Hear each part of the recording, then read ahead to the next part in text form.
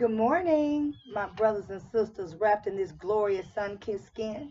Good morning to those of you that are conscious and woke, melanin lacking but intelligence packing. Good morning to you. We're going to sip some tea, and I'm going to pour some tea, and I guess we'll talk about it in a little while. Um, Beto O'Rourke is officially invited to the proverbial cookout. This past weekend, September 29th, we did the showdown in Dallas, the HBCU classic that is known as the PV Grambling Weekend. And Beto was on deck. So just so you know a little bit about Dallas, we have what is called a tailgate, and it starts from the Alpha Phi Alpha fraternity house and runs all the way to the Omega Psi Phi house. And we go out there, and the fraternities are grilling and barbecuing and cooking out, and the Kappas provide the libation. And it's music, and it's a good time. It's Black love. It's part of not only the Black Greek life experience, but it's also part of the Black life experience. And so people will either come by the tailgate and then go on to the State Fair of Classic, which is held at our state fair, which is the largest state fair in the United States, or they'll leave the game and hang out at the fair for a while and then come by on their way out. It's on Martin Luther King. Those of you that understand what that means, you know it's right there in the heart of us. And so it is nothing but love, food, drink, music, and love. Let me say this before I start really talking about Beto and then talking about those that should have been there that were not. I've been extremely critical of Chief Renee Hall, and I want to say that this tailgate went off without a hitch. We were not bothered, harassed, experienced nothing that we should not have experienced. There were no incidents of any kind. It was beautiful, and it was love, and that has a lot to do with her leadership and how she directs what the police should be doing while we're out there. This is a staple in Black life, and under her leadership, it was a beautiful event, and there were no incidents of any kind. Let me say this: the police were there. They were there to make sure we were cool. No one was bothered, harassed. We had our tits pinched and our chairs out, and people were drinking and having a great time, and nobody bothered us. And I want to say thank you to Chief Hall, because under her leadership, we had a great time. Now, I know she's a GSU graduate and a member of Delta Sigma Theta, so she understands the Black life experience.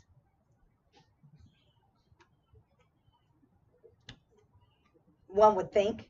And so we appreciate her efforts in making sure that we were able to continue the tradition in a way that was not only supposed to take place, but should be taking place all over the United States. So thank you, Chief Hall.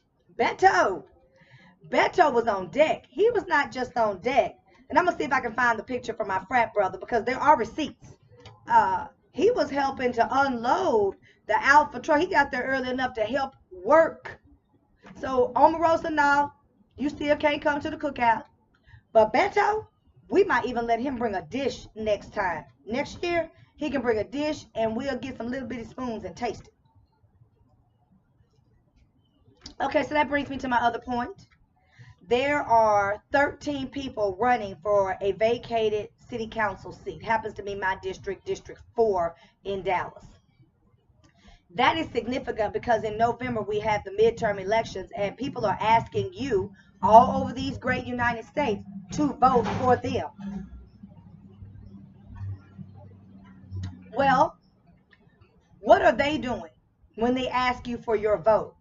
Are they participating in the Black life experience in a way that lets you know that they plan to enhance the Black life experience? See, it's not about Beto showing up. It's not about him helping and working and unloading the truck and working with the alphas. It's about him participating in a way that says, I see you, I value you, and I am here. And as I connect with you, as I commune with you, I am better prepared to take forth your issues to the Senate, because I have sat and talked to you not as you came to my event where I was in control, but I stepped out on your territory and asked for your participation. That communication is priceless, and it also speaks to your character. So yes, he gets to come to the cookout. I'm going back. There are 13 people that are running for the race. Now, I told you people show up before, some people show up after the game. Then some of us don't go to the game. Like I went last year, I didn't go this year. It just depends, right? But you're there at the tailgate because, again, it's part of the fabric of Black life in the Dallas-Fort Worth Metroplex, because it is the HBCU Classic of Prairie View A&M and Grambling State University. Okay? 13 people. Only 2 people that I know were there. Well, one was there, physically there, shaking hands, kissing babies kind of thing, and saying, hey, I'm looking for your vote. And if you don't live in District 4, please take forward. This is what I'm about. This is what I'm trying to do, because this is my home. Someone else had a representative there. And so I only saw 2 people saying, hey, I'm participating in this way.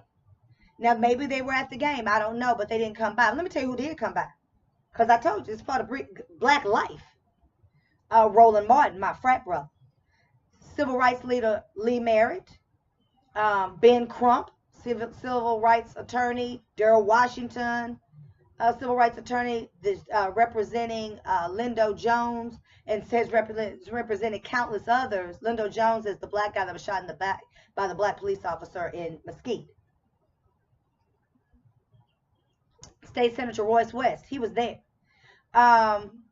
Judge-elects Bridget Whitmore. There's a special affinity there. Y'all have to figure out why I feel the way I feel about her, but there was also Aisha Redmond, judge-elect. She was there.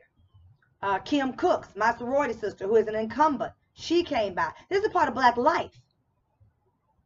11 other people were not there. So when people are asking you for your vote throughout these great United States, make America great again, when they're asking you for your vote, are they participating in the things that matter to you, not just on the fun, light level, but are they communing with you and asking for participation in a way that says you are important? I'm showing up. I'm not asking you to come to me. I'm coming to you. That's important. You need to think about those things. You need to think about what they're saying to you by their action or their inaction.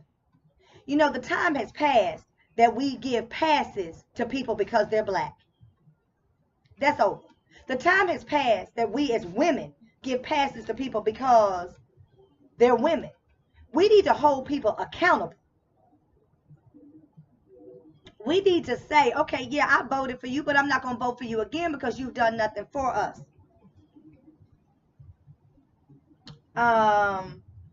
You know, here's the thing. I'm going to say this, and y'all are going to get mad, and I'm pretty sure I'm going to hear it. I appreciate what the Obamas did for us as black people as far as the legacy of him being the president and the grace and style in which they carried themselves. I appreciate that. Barack Obama did not do anything for black people while he was in office. There were 3 major legislations passed for the LGBTQ community. When it came to the issue of us being slain in the street, gunned down, murdered while your hands are up in the air, Michael Brown, he said it is optional that the police officers get these body cams and that there would be a stipend from the federal government to provide these cameras. There is absolutely no legislation that I know of, y'all correct me if I'm wrong, but I know there's no federal legislation. If you are convicted of a crime as a police officer and your body cam was off, then there is some other penalty. Nor do I know of any kind of reprimands or any kind of heightened criminality for not having the cameras off when an allegation of police brutality comes forth. I know I'm not supposed to say nothing bad about Barack Obama, but I just said the time is past for giving passes to people because they're black. Now, there were some other things that they did. They talk about minority business contracts, and I could go through all of that. Those are difficult to get.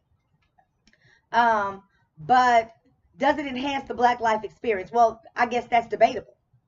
But I will say that of the men and women, primarily black and brown, that were released 6,000 out of federal prison for nonviolent drug offenses, there was no training for them. You just released them into society. They didn't know how to search for a job because there was no internet access. They were supposed to learn Word. There was a lot of things missing. There were gaps and deficiencies that the state provides that the federal government didn't. I think you ought to prepare people before you reintroduce them into society if you're truly trying to prevent what they call recidivism, which means that you return back to the prison system once you're released. Okay, that's enough of that. Okay, I cannot get off of here with the black tea sip without, this is pumpkin spice. I'm trying to usher in fall any way I can because, we're still in the 90s in Dallas, Texas, and it's October 3rd. So, little pumpkin spice. I don't have any honey this morning, so I'm doing it with turbinado raw sugar. You should look into it. Don't use the refined white sugar. Not only does it cause wrinkles, but it causes phlegm and sickness and asthma and all kinds of crap. All right, that's enough. I want to talk about Jamil Hill. I like Jamil Hill, or at least I did. Yeah, she can restore herself with me.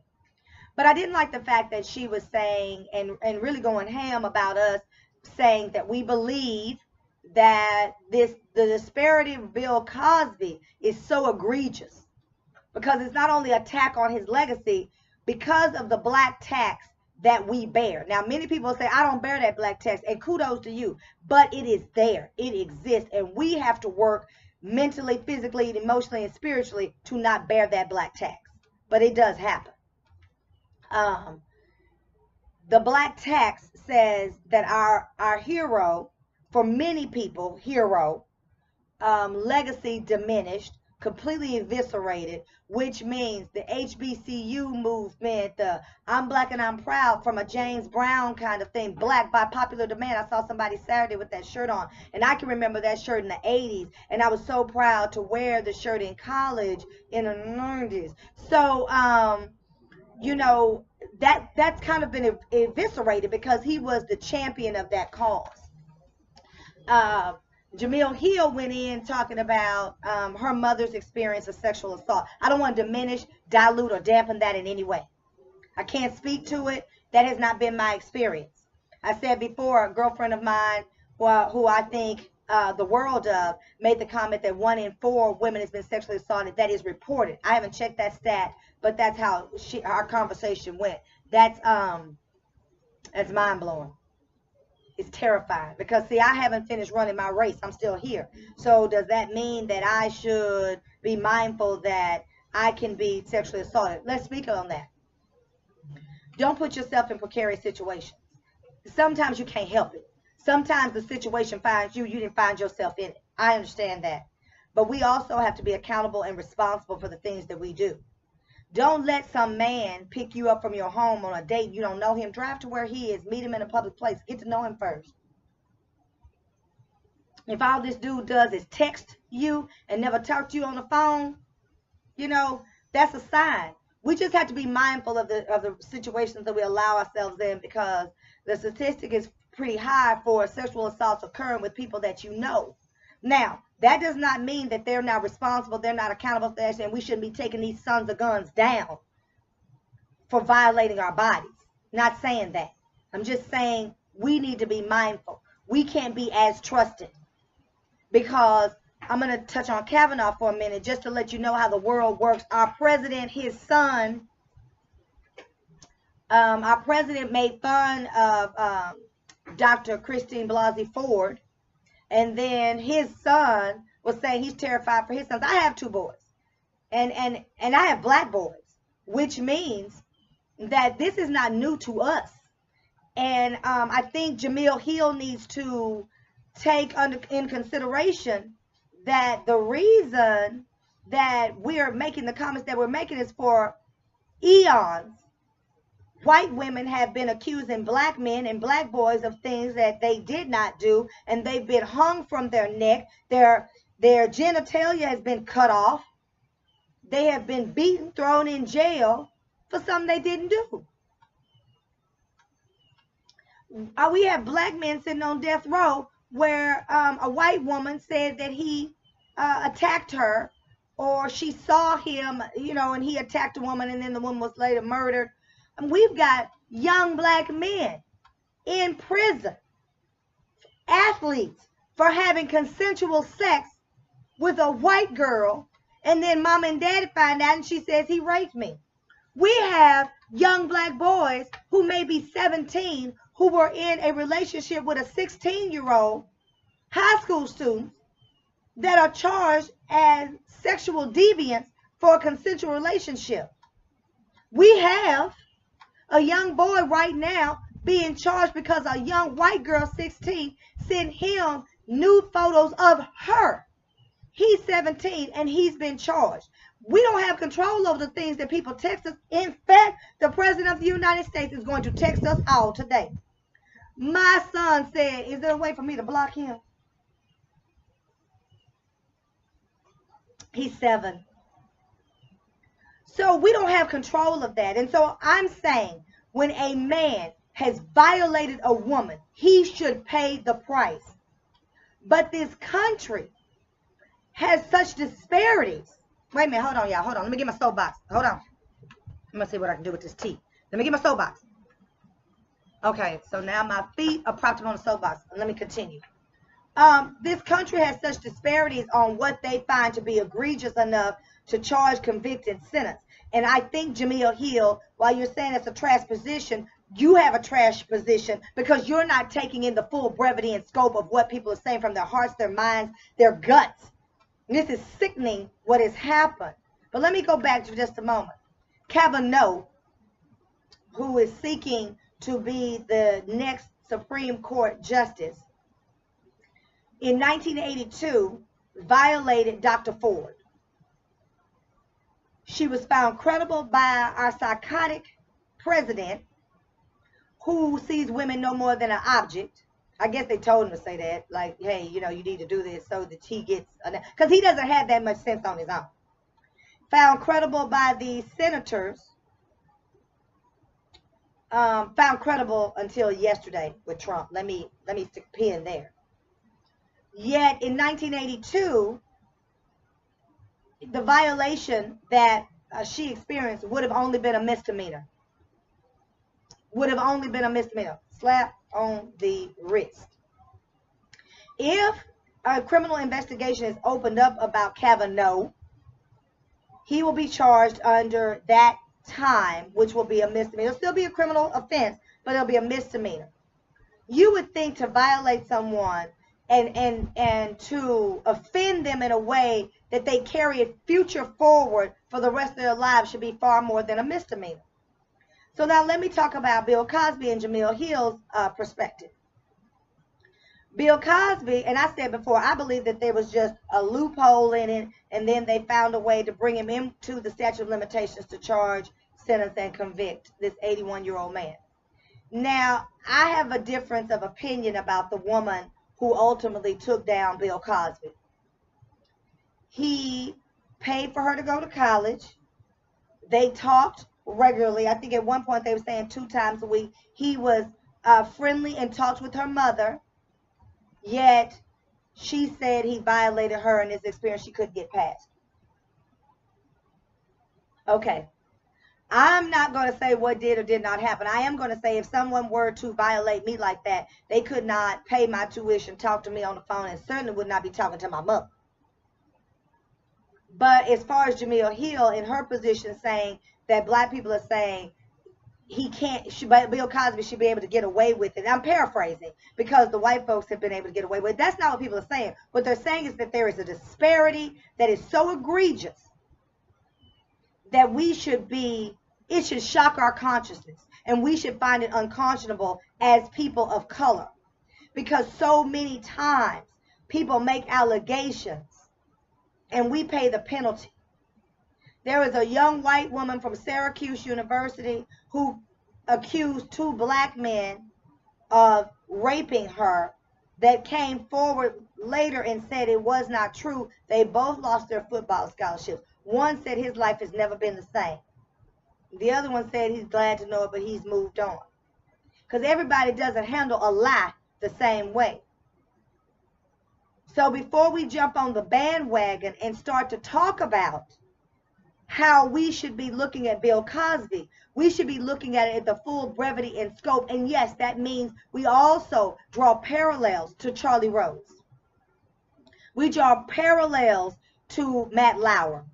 We draw parallels to Munez, Julie Chen's from Big Brother and The Talk's husband. We draw parallels because that is the intelligent, reasonable, and prudent thing to do. Because if they can do it to him, they can what? Do it to you. So Jamil, use your platform to not only talk about disparities that occur on the court or on the basketball court, or on the football field, but in life. And instead of you deciding that someone has a trash position because they're looking at it the full brevity and scope of what happened to Bill Cosby, and how Lindsey Graham can decide that he's going to alleviate any and all accusation from Kavanaugh by saying that he is not Bill Cosby, a sexual predator and deviant, you ought to find that egregious. Not because you're black, but because you're human. And so I think she shut up and talk about something else. Because saying that Bill Cosby and talking about that and how people should feel about it because your mother is a survivor of sexual assault is an example of one. And you are entitled to your position, you're entitled to your prerogative, but you do not have the right to say that it's a trash position when we say this is wrong. Because he should pay the price if he did it, and the jury said he did. But it shouldn't be all right for him and not all right for anybody else, and that is the position that's being taken now. And so I want to be real clear that there is an expectation that we are going to be just in our decision making. And I said before, it's past time to give passes for people because they're black. It's also past time to jump on this white woman's bandwagon as black women. We can't have nothing. We can't even have a situation where we say, you know what? They've been doing this to young black men for a long time. We ought to really look at this, and Bill, you dog wrong. But let's look at it. You know, I saw on Twitter where a black woman said something to the effect of having to rewrite an email 2 or 3 times so you don't come across as the angry black woman. And a white woman said, it's not just black women. She can't have that moment. She can't have that particular moment to say, okay, this is my experience as a black woman, because I haven't ever heard of a white woman being called an angry white woman. So it's not even. The Me Too movement was started by a black woman. What was her name? Liz McGowan cut all her hair off, and she's the champion of the Me Too movement now, not the black woman who originally came out and said, oh, wait, stop. We have to put that in context. It doesn't mean that we don't empathize and sympathize when we share in our experiences, but we are not equals in this country. And the platform for anybody should not be used to draw separation and to trash us because we feel something from our hearts and our minds and our guts that's sickening to us. That's a trash position. I want to say very briefly, you know, I believe in history, and one of my majors is history. The Black Panther movement was an extremely powerful movement as long as the black woman stood by the black man. Many of the initiatives, the food programs and things that went on that Stokely Carmichael talked about were under the guise of black women like Angela Davis, who helped give structure or infrastructure to those movements, those programs. It wasn't until Gloria Steinem came out with Burning of the Bra and talking about equality for white women and were able to pull black women out of the Black Panther movement, push them towards this burning of the bra bullshit, that the Black Panther Party really became fractured. Every story is not our story. And when we stand in the street and we're yelling and screaming about injustices, many, many, many times we're standing alone. There are people that are not black that are helped champion our causes, because we never would have gotten the Emancipation Proclamation signed in November of 1863. We never would have gotten the 14th Amendment in 1865. But if things were really equal and just, we would not have needed the Civil Rights Act of 1963 and 1965. So you need to keep that in perspective. We need to stop getting on the bandwagon with every other little cause, because our cause has been going on since the dawn of time, since we were forcibly settled in this country. And as an African living in America, you need to define your identity by how you are valued in this society, and then work collectively as a unit to move things forward, to move the needle. Because the style and grace that Barack Hussein Obama governed this country still did not excuse the fact, or did not alleviate the fact, is a better way to put it, that they still would label his wife as a monkey. If you are paying attention, Serena, when she spoke up and spoke out against the way he was treating her, you know what they did? They tried to Black Panther Gloria Steinem that and said it was about her being a woman. No, it wasn't. It was about her being black. Because she was playing a woman, she wasn't playing a man. Osaka is biracial, Japanese and black. So it was easier to see Osaka not as a whole black person. Now let's be clear, if Osaka been playing someone that was white, then you would have seen Osaka being treated differently. It's a fact. But they took that away from being black because Osaka is black, and so it's a better story. You get more people involved. It's grittier. It's sexier because they say, oh, it's about being a woman. No, it's not. Because you know what they didn't do when the cartoonist released that stuff about Serena? He released her as an angry black woman and had Osaka looking demure, delicate, like a porcelain white doll. It's not about womanhood. It's about blackness. Y'all need to stop forgetting that. You need to pay attention to the cues. All those things that are going around us, telling us what we should think, how we should feel. It's a lot of tea, huh? This is the longest one yet. So I know y'all will go off and come back, go off and come back.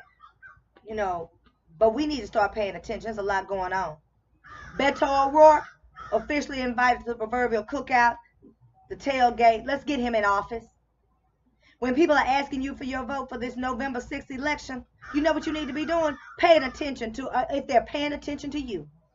They cannot help improve your life if they don't come and participate in it.